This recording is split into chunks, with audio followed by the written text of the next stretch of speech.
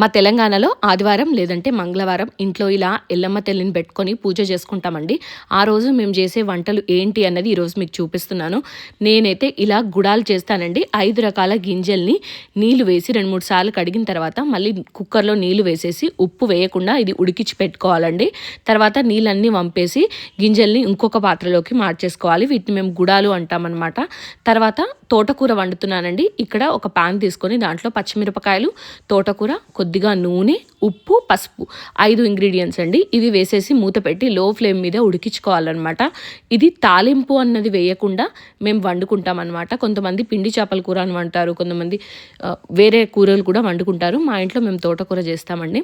ఇలా అంతా దగ్గర పడిన తర్వాత తీసి పక్కన మార్చేసి ఇప్పుడు నేను బెల్లపన్నం వండుతున్నానండి. దీంట్లో కూడా మనం నట్స్ అన్నవి వేయించమండి.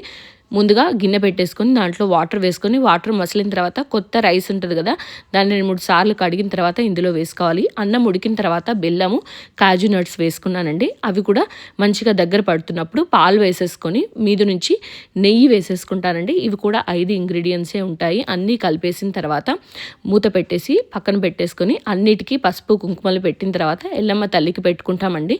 ఇక్కడ బెల్లం శాఖ కూడా మేము పెడతాము. అమ్మవారికి మంచిగా పూజ చేసుకుంటాము. మీరు ఎలా చేసుకుంటారనేది కామెంట్ చేసి చెప్పండి.